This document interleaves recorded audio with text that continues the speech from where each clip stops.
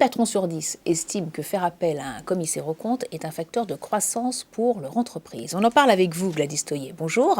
Bonjour Florence. Vous êtes présidente de la compagnie régionale des commissaires aux comptes de Grande Aquitaine. En quoi le commissaire aux comptes peut-il jouer un rôle majeur dans le cadre de la relance qui se profile ? Une date, le 1er juin 2021, conférence de presse de Bruno Le Maire et d'Éric Dupond-Moretti, dans le cadre du plan d'accompagnement des entreprises à la sortie de crise. Ils évoquent 3 piliers fondamentaux où le commissaire aux comptes a un rôle à jouer. Le premier, la détection précoce. Il faut savoir que nous sommes des créateurs de confiance. Nous avons un rôle de garantie de la sécurité des tiers comme les fournisseurs, les clients, les salariés.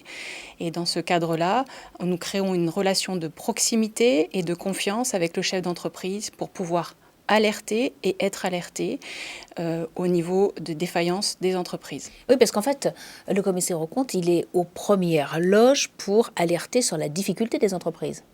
Effectivement, le commissaire aux comptes est le seul qui a un rôle d'alerte auprès du tribunal de commerce en cas de défaillance de l'entreprise. C'est pour ça que, je le rappelle, la proximité et la relation de confiance avec le chef d'entreprise sont primordiales. Alors on pense au commissaire aux comptes pour certifier les comptes des entreprises, mais finalement, sa mission est plus large.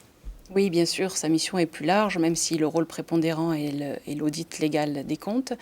Il a aussi un rôle pour évaluer la santé financière des entreprises, pour pouvoir flécher les aides au niveau des dispositifs que le gouvernement a mis en place. Il est là aussi pour surveiller la solvabilité des entreprises.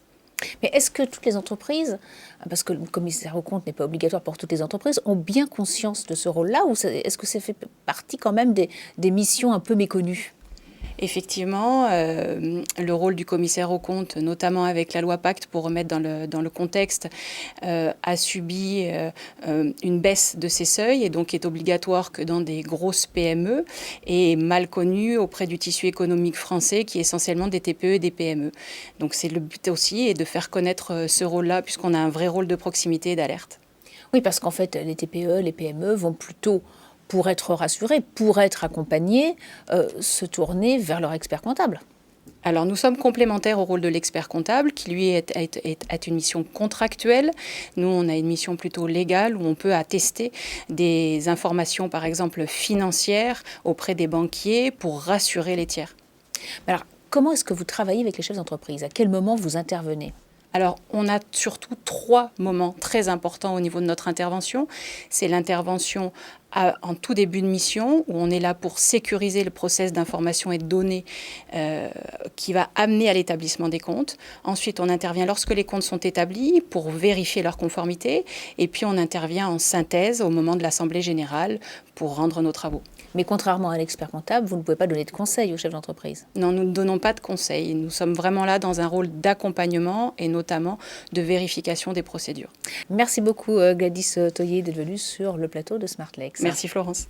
Tout de suite, une nouvelle interview.